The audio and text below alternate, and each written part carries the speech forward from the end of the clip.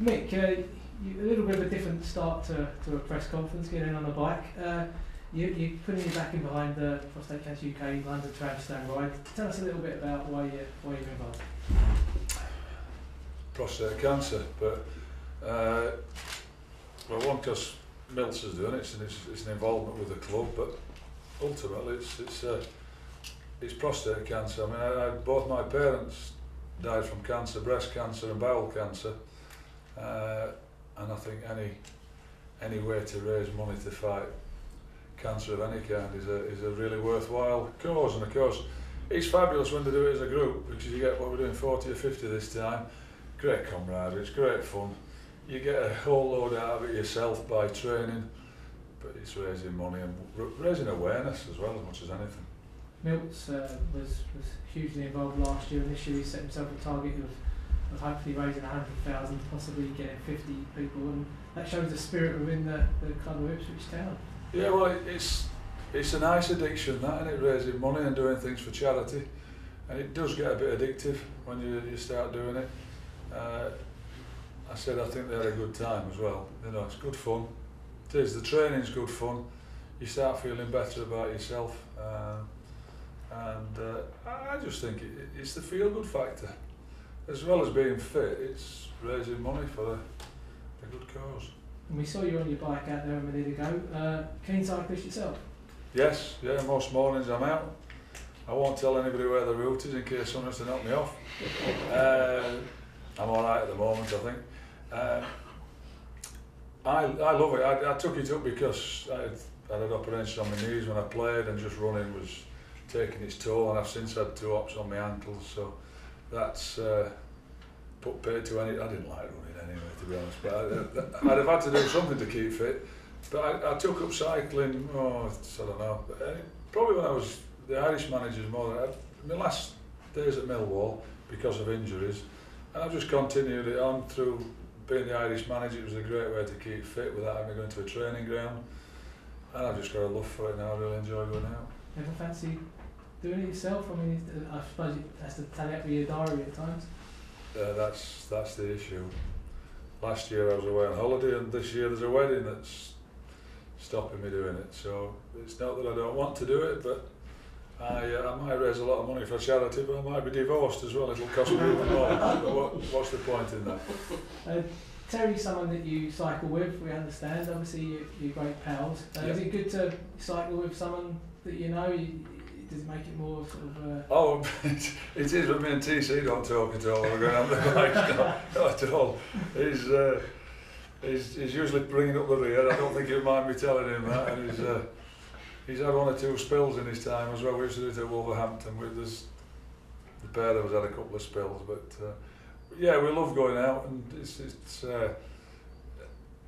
I think it's something different, because I hate the gym. I go in the gym because it's a means to an end, but being out in the fresh air is far more palatable for me. I can't be doing that gym like. And yourself and TC, you've known each other for a long time, worked together for a long time.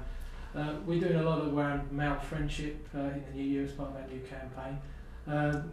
Tell us a little bit about your friendship with Terry. I mean, obviously you stand on the sideline, you work on team tactics, but you must be pals outside of football and social things as well?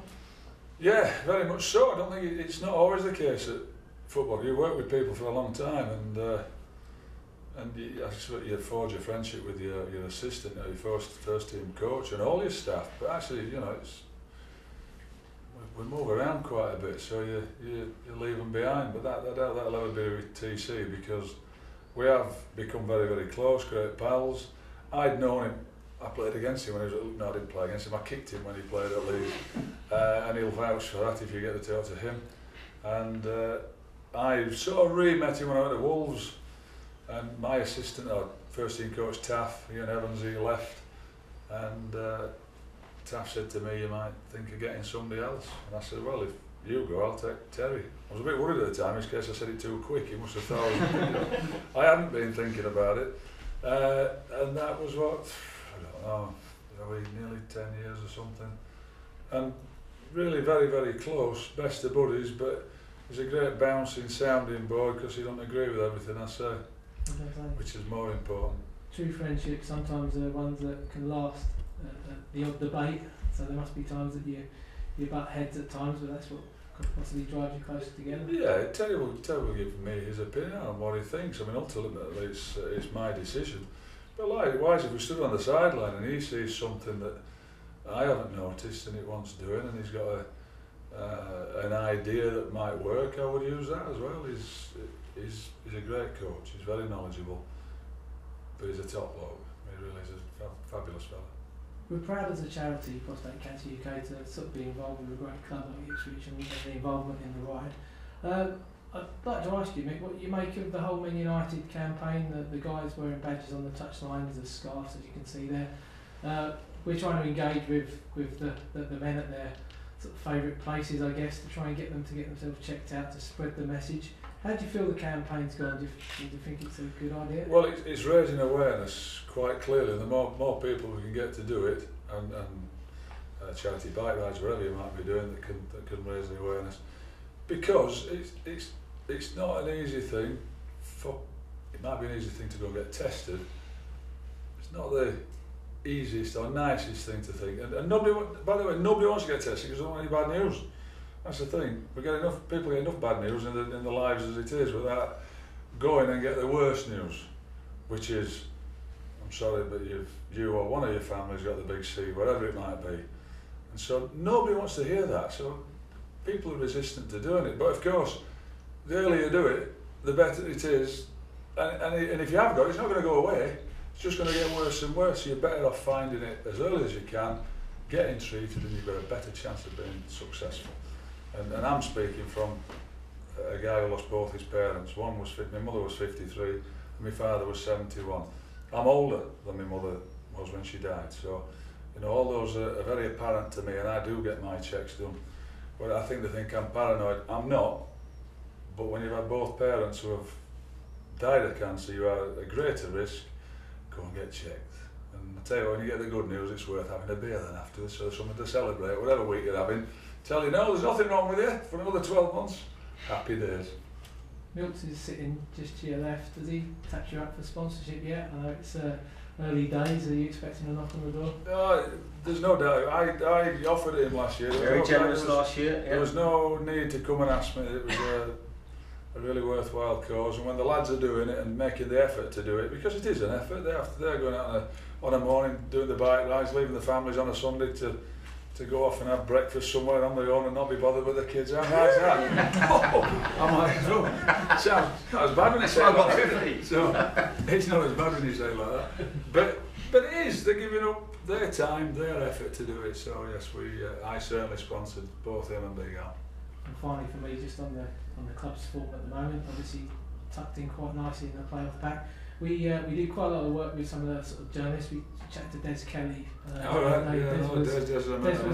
was saying that it's a real sort of great to see Ipswich and great to see you doing well. We'd love to see you kind of kick on, but I guess you've been under the radar until people like me start talking about you being fourth in the table and people start writing about it. Is it a different kind of pressure now that people are now starting to talk about Ipswich?